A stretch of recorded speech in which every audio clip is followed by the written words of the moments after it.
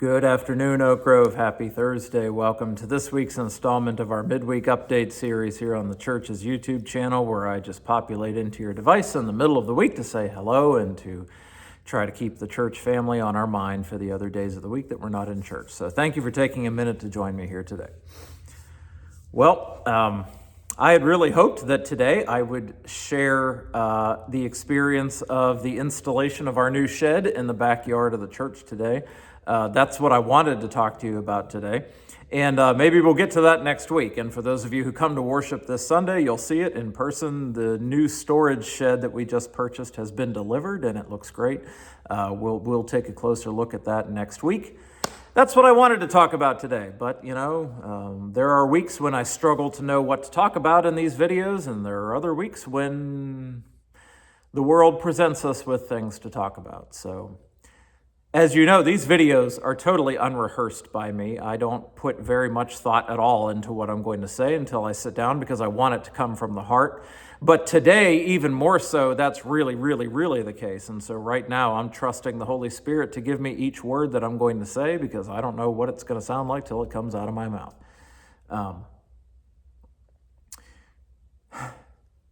Last summer,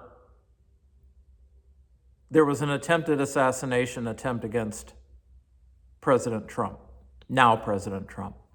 And I preached a special sermon after that. And then, due to the things that happened in the news yesterday, I'm going to make a special message here in this video now. Now, it occurs to me that somebody somewhere might ask the question, hey, Pastor, how come you didn't make a special video back in June of this last year when there were no less than 4 state lawmakers in the state of Minnesota, all of whom were Democrats, who were shot by an attempted assassin who succeeded in killing 2 of them and wounded 2 others? Why didn't you say anything after that? You only seem to say anything when Republicans get shot. Well, you know what, friend? Whoever says that, you are correct. You're right. I should have said something back in June of this year when that happened. And so I offer my apology and contrition for that. I should have done so. You're right, I should have done so. From the time that we are wee little kids, we're taught to use our words, our parents tell us, there's that old joke, of course, that parents spend the first 2 years teaching you how to walk and talk, and then the rest of your life telling you to sit down and shut up. But from the time that we're old enough to use words, we're taught to use our words. Don't throw a tantrum, use your words. Don't scream and yell. Don't pout. Use your words. Don't use your fists. Use your words. But I have no words right now for this increasingly disturbing era of modern civilization into which we're walking, in which some among us in our society have evidently decided we're just going to shoot the people that we disagree with. And rather than use their words, they decide they're going to use bullets instead.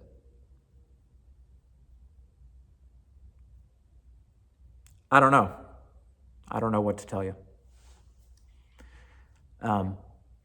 For a pastor, it is particularly frustrating because you sit there and you feel like, not that it's anybody from my flock or my congregation that did any of these shootings, but you feel like you're talking to a wall because you sit there and you spend all of your energy and all your time and all your effort as a pastor going to seminary and learning how to preach, and then each week trying to prepare messages not only for your congregation but for the whole world via the internet, trying to share the gospel message of how to love and how to live in peace with others, with the human race, and then things happen that you say, well, clearly humanity is not listening in the slightest, so why should I waste my breath,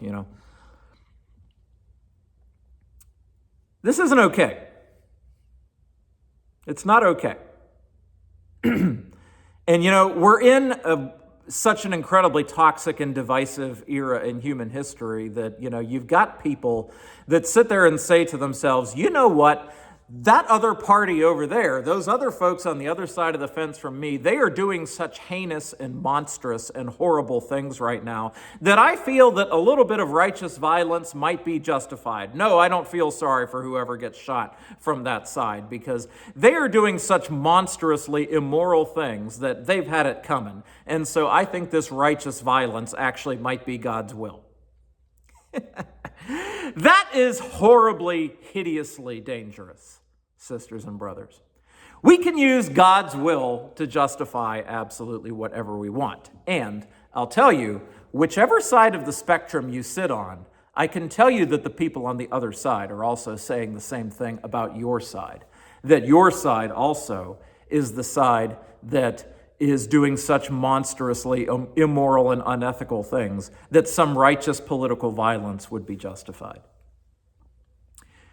They're saying that about you too. And so, if we're both saying it about each other, when's it ever going to stop? Well, spoiler alert, for those of us that are people of faith and who believe in, I don't have a Bible sitting right next to me, I'm sitting here in the church and there's Bibles right over there, but I'm not going to get up and get one in the middle of the video. I neglected to grab one before I sat down. For those of us that believe in the story of salvation that is contained in that book, we know that God is in control, and we know what human beings are made of, and we know what is going to happen before the end, and then we know what's going to happen at the end. And we know that things are going to get worse before they get better. And that eventually, someday, God is going to remake all things and take away all of our tears and all of our pain and all of our suffering and remake all things new. We know that. But we also know that human nature is going to continue to be human nature until the moment when that happens. And so we know that the human heart isn't going to change. And so we sit there and say to ourselves, what are we going to do to stop this? I don't really know that there's anything we can do. We're going to keep praying, which for victims of tragedies like this who are in tears now because they're missing their loved one, that might mean a hill of beans to them that you're praying for them. We're going to continue to work through advocacy to try to, enact laws of justice and righteousness in our land, and we're going to continue to influence politicians as best we can, and we're going to continue to live as the best people of God that we can. But I think that we've opened a Pandora's box as a civilization now that is going to be very difficult to close.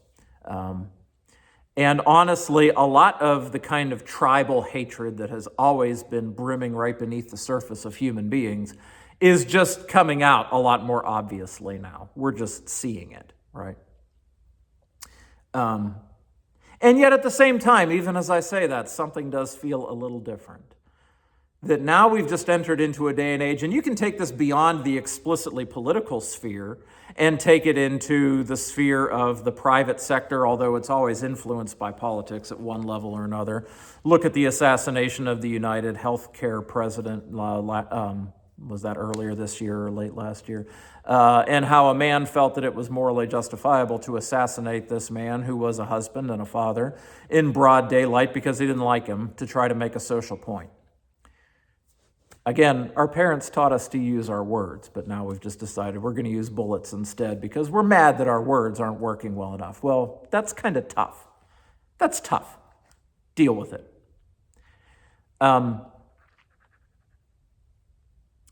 Here's the thing, as we sit there and morally justify to ourselves that, well, I think an act of righteous political violence is moral and just. Well, you know what? Scripture does agree with you that, yes, righteous political violence can be justified, but going as a lone wolf vigilante, lone ranger is not the way to do it. We as Christians do believe that just war can be justified. Violence can be justified in the name of self-defense and in the name of protecting the innocent. Those are acts, however, that are taken by governments of people within the framework of legal war doctrine, and they are done as an item of last resort. It is not the same at all to take it upon yourself to say, well, I'm going to load up my gun and go find somebody I disagree with and take a lone wolf action by myself. No, it's not the same. It's not the same. I don't care how justified you think it is. It's not the same. So what's the solution? You guys look to pastor to give you words of wisdom for what humanity's going to do next, but there's no easy solution here. We as people of God are, on the note of wanting to end this video, start to draw it to an end on a note of gospel and a note of hope. We as the people of God are going to remember that God is in control, that God has a plan. I don't think that plan ever calls for God being the cause and originator of evil and violence, but God has a plan of salvation for the human race. We are part of a bigger saga that is larger than ourselves.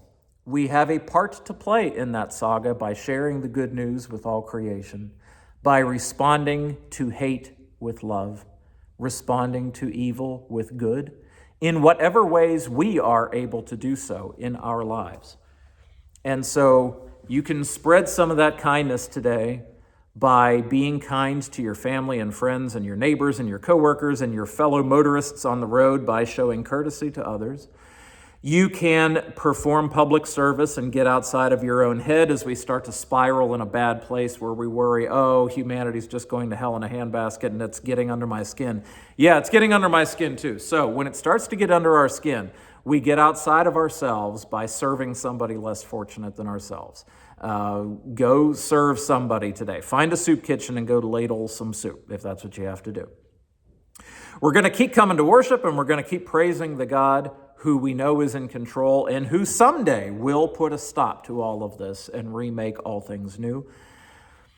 We will write our politicians and make our views known. We will vote and we will stay informed citizens and we will engage in advocacy as much as we're able. We will do all of these things. But we as followers of Jesus Christ are never going to morally justify for ourselves that it is okay for me to use violence to silence the voices of those that we don't like or disagree with. No matter how monstrous we might think that person's agenda might be, oh, their party is acting so terribly, they're literal monsters. Yeah, they think the same thing about you. We're not going to handle it that way. We're going to handle it as the people of God should handle everything. We're going to use our words and our actions to spread the love of God. And we're going to keep that kindness freight train going, specifically in spite of all of the anger and the violence that we see around us. We're not going to allow it to control us and influence us and lead us to join in responding violence for dialogue and responding hate for good. And that's what we're going to keep doing. And we as the people of God are also not going to humor or entertain those who do resort to violence in such a way by sharing the jokes that say, oh, I wish he'd gotten a few other people while he was at it. Or with the attempted assassination of Trump, oh, I wish the gunman had been a little more accurate. No, we as people of God, regardless of how we think, are not going to join in on those stupid jokes that we think are innocent when we share them with people who are like-minded to ourselves, and we think, well, it's harmless enough because the people around me feel the same way. No, because when you share that, you don't know that one of the people around you might be the next gunman, and you just influenced him or her into whatever it is they're going to do next. That's why you don't do that. That is how we as people of God are going to respond. We're going to get up tomorrow. We're going to keep living our life just as we have been as followers of Jesus. We're going to share the good news in everything that we do, and we're not going to get it right every day. We're going to mess up and make mistakes, and God will forgive us, and we'll start again the next day. That's how we're going to handle it, the same way that we have been handling it for 2,000 years, and will continue to do so tomorrow and the next day and the next day. And so I conclude this by offering prayers for all victims of political violence. Charlie Kirk's name happens to be on my consciousness because it just happened yesterday. I offer my prayers for Charlie's wife and his 2 children and for all of their family and friends as they lay him to rest. And I do not have the names before me of the Democrat state lawmakers in Minnesota who were shot earlier this year, whom I should have made a special message when they were, and I offer my contrition for that. I don't have their names in front of me, but I offer my prayers for those individuals as well. And I offer my prayers for all victims of unacceptable, unchristian political violence that is never acceptable for any of us. And if you don't like that, feel free to click that unfriend button with me on Facebook. Not because I don't love you anymore, but because I just don't think we're on the same wavelength. So maybe we'll be on the same wavelength again at some point in the future. So that's what I've got for you this week, Oak Grove. I wish it could have been lighter material. We'll talk a little bit more about our shed next week. But these are the things that are on our mind and on our hearts as a people, as a nation right now. And they are the things about which we have to talk and we have to pray for. I will see you all in worship this Sunday morning. Take care, God bless, and have a wonderful week, Oak Grove.